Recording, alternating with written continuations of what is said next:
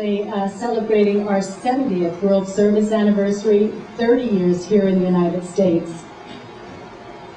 And as part of our 30th year anniversary, we have created this conversation called Celebrating Human Greatness. We will be exploring some questions together tonight in conversation, and we will hopefully explore questions that will help to reignite our own spirit of greatness.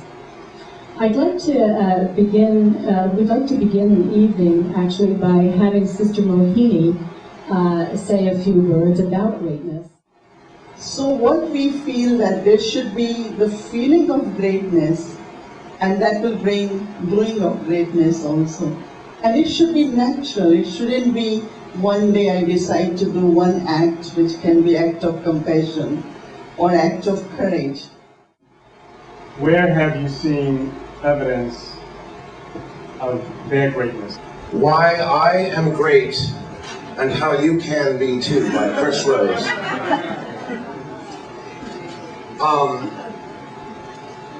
Great people may sleep a lot, I know I do, but never while they're awake. And this is it. This is something I found in common with everybody who is doing something good. It comes from constantly walking through life with a sense of almost childlike wonderment. Even the bad stuff is a thrill to wake up to every day because it's an amazing challenge. Every day here is so fraught with meaning. Like I said, my beat is to cover the simple day-to-day goings-on of life here, and that is a huge beat. And I realized that if you don't wake up every day in a sense of wonderment, then it's time to move on to someplace else, somewhere else, or someone else. Because I think that's it. If you walk through life with your eyes open and energized by every moment, that stop and smell the roses thing, then without even seeking greatness, I think you achieve it because you're energized and you perform. It's that simple. So let's go! And I guess my point is that you need to, I guess, be aware of how you can help others achieve their moment of greatness.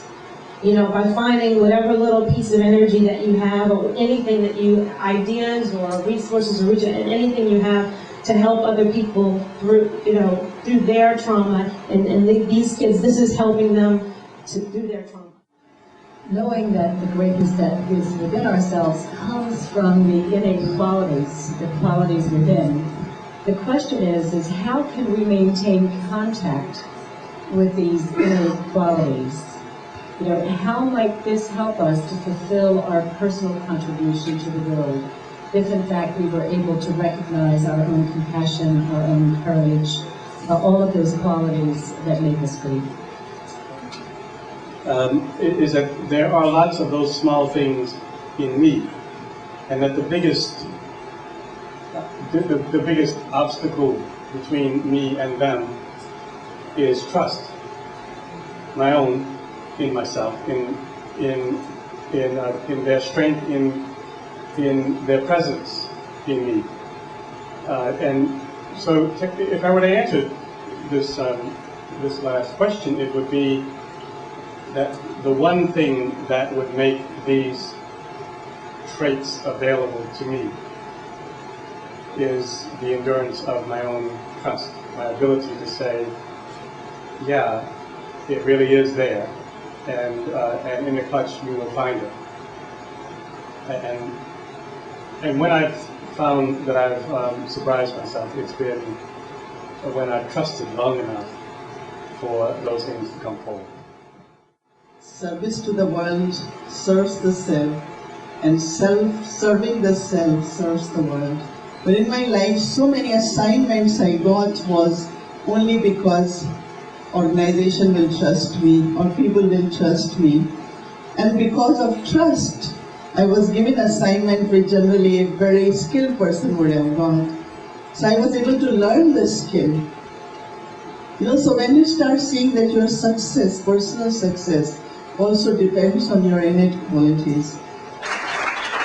So what I want to say that there must be some magic in this world. which I am kind of getting more affirmative about, and also I feel the experience which is coming from the first conversation, I feel it's going to do some wonders. It's going to be great. That's what I want to say. Thank you.